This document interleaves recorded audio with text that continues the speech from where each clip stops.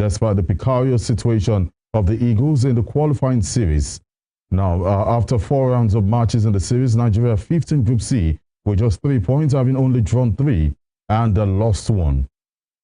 Now, to avert the danger of missing out on a consecutive FIFA World Cup, the Eagles must win all their 6 remaining matches in the group or even hope for favorable results in other ties, as Stacks Chile fronted at his unveiling. Now, asked if it would take responsibility at the end of the qualifying campaign, the ex-Mali coach said, and I quote, "If you want to be a great coach, you need to take some risks. You need to make some sacrifices." Now, according to him, he went on to say, "I want to be in the history. The first thing I need to talk to the players. I'll be a big brother rather. It is my prayer that we are going to the World Cup." End of quote. He also went on to say, I want to thank my agents, the NFF, the NSC, and indeed all Nigerians for this big opportunity. Coaching the Super Eagles of Nigeria is an amazing job. I do not take disappointment for granted. I'm elated and will do my utmost best. End of quote. Now, for most of the reactions that have showed disappointment, the rallying point was his enterprising and attacking style with the Mali national team at the AFCON, which he emphasized he would bring to the Nigerian squad. Now, football is about scoring goals, so I will favor an attacking style. I know the expectation of Nigerians. I will settle down and work diligently with assistance towards the goal of qualifying the Super Eagles for the 2026 World Cup. The 47-year-old also released his long-term dream of getting the Super Eagles job, having been a fan of the Nigerian national team in his boyhood age. The Nigeria's team is more than a team. When I was young, this was my favorite team. I owned the shirts written JJ Okocha. I watched all the games at the World Cup in France. I was in Marseille and it was my team. From this very moment, I'm already hard at work. My goal is clear: to restore the Super Eagles to the pinnacle of world football where they truly belong. This will require hard work, discipline, and a strategy that is both ambitious and realistic. I'll rely on the exceptional talents of our players, whether they play at home or abroad, and build a team that reflects the unity, strength, and excellence of Nigeria, the coach added on social media. Now, Charlie who took Mali's Algons within breathing distance of the 2023 African Cup of Nations semi-finals, left his job at top Algerian side MC Oran, 1989 African Champions Cup finalist, a team with the Super Eagles of Nigeria. We're still trying to establish contacts with Seun Achidagba this morning, but then we're still trying to get Seun Achidagba, beg your pardon, and of course still with the unveiling of the new coach of Nigeria. Now, I told you earlier that Ibrahim Gusau, the coach, the president of the Nigerian Football Federation, spoke about why they hired the Malian coach, and Ibrahim Gusau, of course, have been speaking to the media. Now, the president of the Nigerian Football Federation, Ibrahim Gusau, is optimistic that understanding of African football mentality by the new Super Eagles coach Eric Chelle will help him deliver on the task of qualifying Nigeria for the 2026 World Cup in the United States, Canada, and Mexico. Now, they say talk is cheap. Yes, of course, I believe. Let's travel to Lagos to speak to Seun Achidagba, who now joins us live from the University of Lagos. Good morning, Seun, and welcome to the show. Yeah, good morning, Joseph Atewe. Good morning to all our wonderful viewers across the globe, lovers of sports on Western Street Television. And good morning to the entire production team. Edition for me this week. I'm super excited to join you. It's the convocation ceremony at the University of Lagos. I understand, and the preparation is heating up as we speak. And being a top member of the institution, we understand. But then thank you once again for finding time to speak to us at this morning's show. Seun, as you rightly stated, let's talk sports. And there's been so much talk coming from the unveiling of the Super Eagles coach yesterday in Abuja or Lagos here, but then it was a brief ceremony. Now, the president of the Nigerian Football Federation, Ibrahim Gusau, talked about why they appointed the Malian, saying they want an African mentality with the Super Eagles of Nigeria. Now, the coach himself says he wants to take Nigeria back to the pinnacle of football where they truly belong. As I said earlier, talk is cheap. Joseph, I must say that you can argue for again concerning what Ibrahim Gusau said, that they wanted an African coach with that mentality. But the question you have to ask yourself, Eric Chelle, for all the brand of football he plays, He has never won anything. And when you look at his performance, that his biggest achievement with the Malian national team was to get to the quarterfinal of the Nations Cup. And in the World Cup qualifier for the 2026 World Cup in Canada, US, and Mexico, he has played 4 matches, won 1, drawn 1, and lost 2. Then you want to say that that's not a good record. But he's here, and he has said the things that in Nigeria Federation won. He said he's going to play an attacking football. That means he's going to play a football that is a sharp contrast to what we saw of Victor Dos Santos play, which was the last manager we had after Philippe George. So to be honest, he's here and he's saying the right thing. But like I said, the first assignment of Eric Ekucheni is the game against the Amavubi of Rwanda on the 17th of March. And when we now play our home game against Zimbabwe, those 2 teams in our group, we failed to get a result against them. When we played against Zimbabwe, it was a draw. When we played against Rwanda, it was a draw. So we need to start winning if we have any hope of playing at the World Cup. We are fifth in our group, and that's not where we should be by virtue of Nigeria's pedigree. So I expect that the coach who has been told that he will be acting in supervisory role to the likes of Daniel Ogunmodede and Denis Betiku, our coaches for the champion, will come in here and start playing the brand of football that Nigeria won. He might not have won anything, but there is nothing to suggest that if he does well, he will not win something. Every coach always starts from somewhere. So Nigeria might just be that place where he will make a mark for himself. I remember Genero. The biggest achievement of Genero was in Marseille. He had never achieved anything before, but he came to Nigeria and he won bronze. Also, Victor Dos Santos Pesero has never won anything before, but he came to Nigeria and he won silver at the Nations Cup. So who says that Eric Ekucheni, who played some beautiful football at the Nations Cup, unfortunately they were undone by that last-minute equalizer by the Ivorians, and taking the game to extra time was how they eventually lost that game 2-1.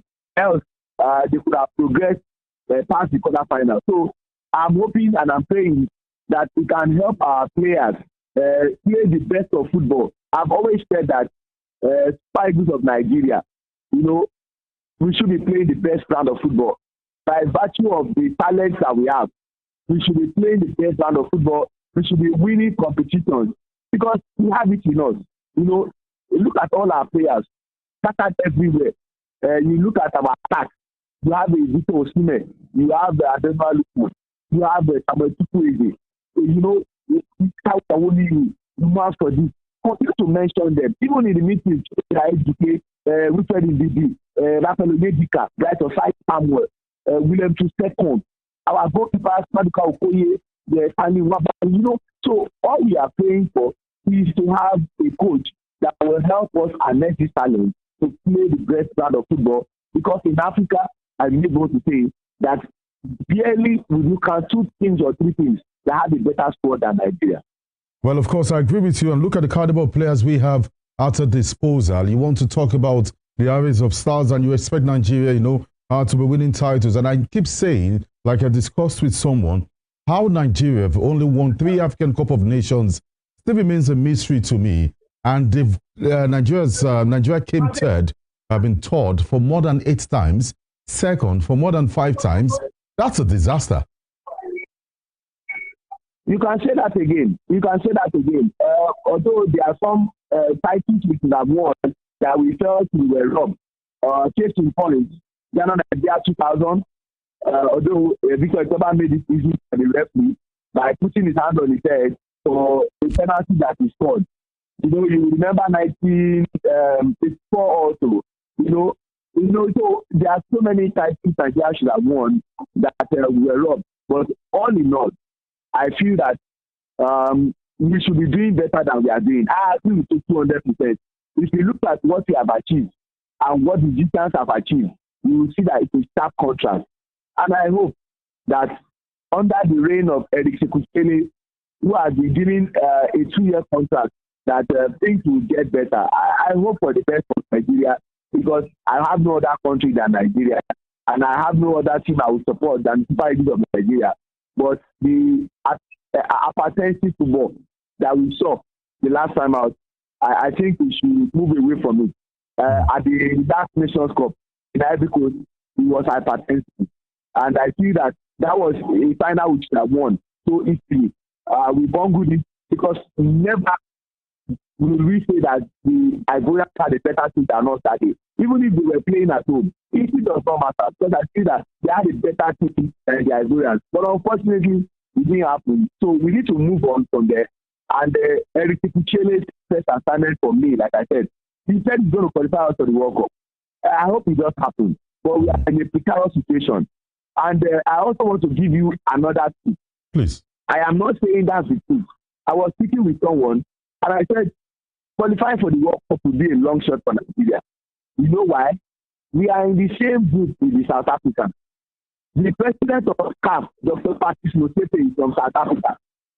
I am not saying the referees will shift towards their favor, but you will know that they want to qualify for the World Cup, and he is the president of CAF.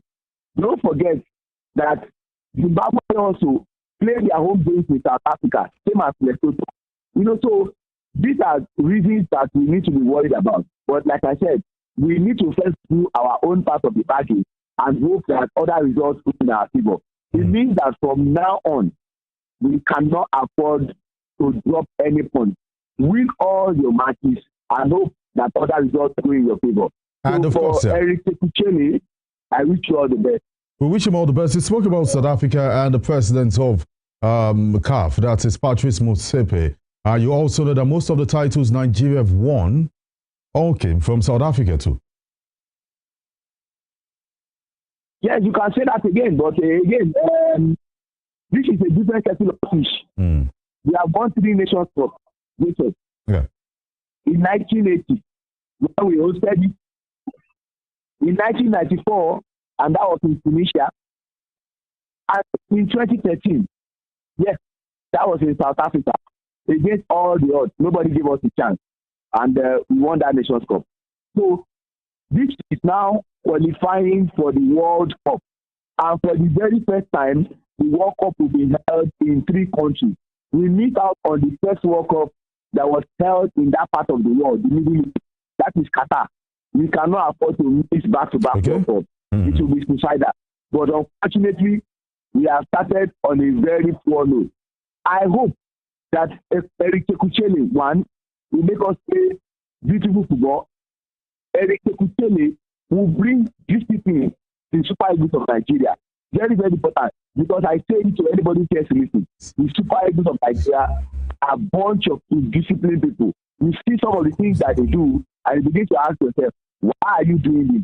And it's usually done against coaches that are homegrown coaches. Under Philippe George, yes, he had his own fault in the game against South Africa and against Benin Republic. The one we drew in the U and the one we lost away at Benin Republic. And, to make it worse, Benin Republic was not even playing in Benin. We were playing in the neutral ground.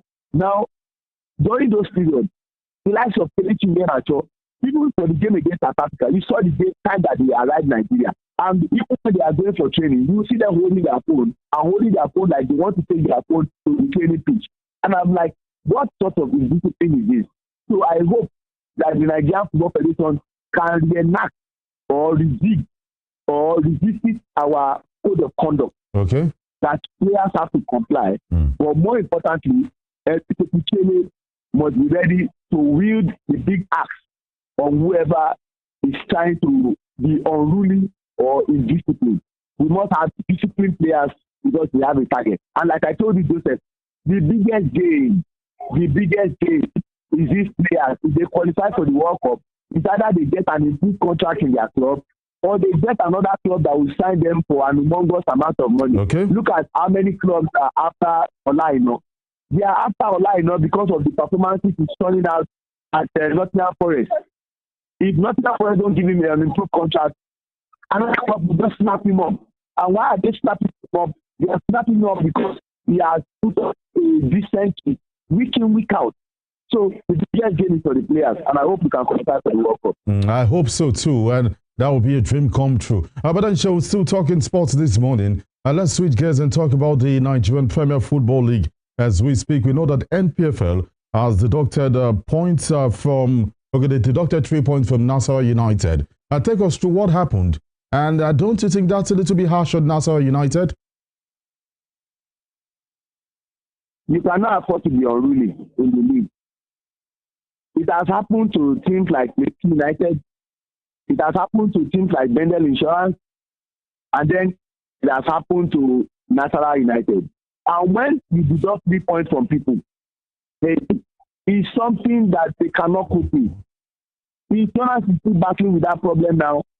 United is still battling with that problem because as minute as 3 points is, you don't want them to deduct any point from you because you know how difficult it was for you to get that 3 points. So for Nasarawa United, they must learn to live with it because it's a decision that was taken by the NPFL. Although some persons will tell you that there is double standard because during the game between Lemon Stars and Ikorodu City, there was an incident that happened where the assistant coach of Lemon Stars was slapped. But what did they do to Ikorodu City? What they did to Ikorodu City was to deduct, was to fine them 3 million naira, and then to tell them that they are playing their 2 next home games behind closed doors. But some persons will tell you that why did you deduct points knowing that this kind of incident happened? But again, I got a good authority that the reason they didn't deduct points from Ikorodu City was because the assistant coach of Lemon Stars ignited this problem. And he ignited the problem by virtue of the signal he was giving the bench of, the fans of Ikorodu City that he was almost going to incite the fans. And so that's why they failed to calm down on them. But for Nasarawa United, it's sad that they are going to be dropped 3 points. All right, Tashem, of course, still with the Nigerian Premier Football League. Just before we switch gears and away from Nasarawa United, don't forget 3 points has been deducted by the NPFL, that's the body itself. But then still with the Nigerian Premier Football League, it is no news that the chances of Enyimba qualifying for the next round of the CAF Confederations Cup looks very slim after playing out a 1-1 draw with Al Masry in Uyo. But then the coach of the side, Stanley Eguma, he has blamed Al Masry's draw on inexperience and wastefulness. What do you think about his statement this morning? Joseph, I keep telling you all the time that in football, there are 2 important things: chances created and chances converted. If you create chances and you don't convert them, they are going to be a problem. For Enyimba, they are out of the competition. I was even thinking there was going to be a lifeline, and that lifeline will come from when they travel away to face Zamalek. But if you cannot beat Al Masry and you even force Al Masry to withdraw, then the last game is gone. There's nothing that would happen. They are already out of the competition. In that fact, Zamalek even did Enyimba a favor by beating the Black Bulls of Mozambique away from home.